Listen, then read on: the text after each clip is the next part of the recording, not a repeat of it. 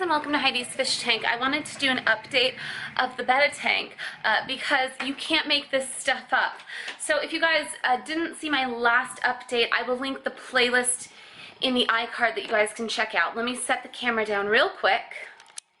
So the biggest update to this tank is that we now have multiple platies in the tank. You can see the one right there, which we had added previously, and then in the back, I don't know if you can see it right there, there is another one.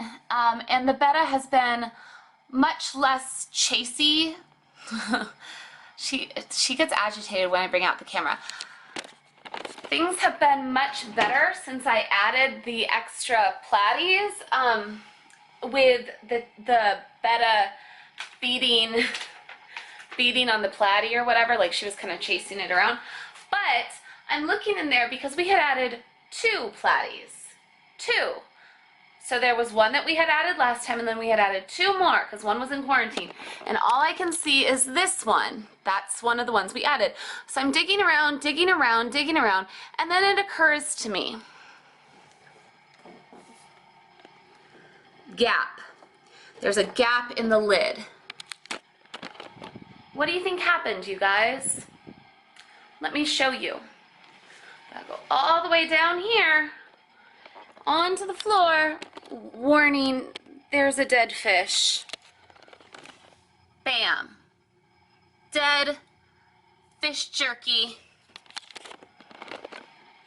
on the floor of my child's bedroom. So I have to pick that up and figure out some way to close that gap. This has happened to me before in my quarantine tank, in my saltwater quarantine tank. I will link that video up above as well. And again, in both situations, the tanks had lids, they got out through gaps. So I don't know why. I have since added like a little piece of Tupperware on top of the quarantine tank, the saltwater quarantine tank.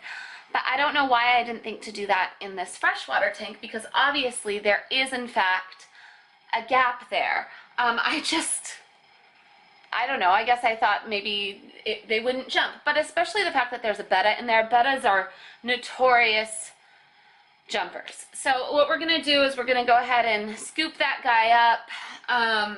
It might still be on guarantee. I might be able to return him. I don't think so, but we'll have to check and see the receipt as well and figure out some solutions so that nobody can jump out of the top of that tank. That's it, just a real quick update. It's not going to be quite a long video like usual, just because I wasn't really planning on filming one today, but that happened. So don't only have lids on your tanks, but make sure that all the gaps are covered, even if you have freshwater fish. And you know, like I've said before, make sure that you have lids on tanks with bettas, because bettas are known jumpers. It never occurred to me that a platy would do that. And you know, this tank, I like this tank a lot actually. It is the top fin, no, not the top fin, the Great Choice tank. I like this tank a lot. It is one of the most affordable tanks that you can get. It's a Great Choice 10-gallon tank that you can get at PetSmart for like 30 bucks. I actually got this for free. I get almost all my tanks for free, you guys. You just have to hunt Craigslist at the right time. So fish keeping can be expensive, but it doesn't necessarily have to be. But I would definitely buy this. I mean, it's 30 bucks and comes with the lid and the light and the filter, and is, in my opinion, a pretty decent setup if you get it brand new even. And I was like, oh, it has a lid. But again, this is the second time. I shouldn't have to learn this lesson twice, but apparently I do. This is the second time I've had a fish jump out of a back gap. And honestly, looking at that gap, yes, that I can see how that would happen. Obviously, that is a pretty big space, you know. And you know, it's like that in case you wanted to replace this internal filter with an external one, and maybe if it had a different filter right here, it would be a little bit different, but obviously it doesn't. So, you know, it is what it is. I'm gonna probably get some craft mesh and just put that over the top, or if anyone has any DIY suggestions for what I could just put over the top of that real easily. I don't want to order a new lid. This lid I'm fine with. I just want something to kind of cover that area. It doesn't even have to be pretty. I'm thinking just craft mesh will do the trick. Just something to kind of keep that area so that that doesn't happen again.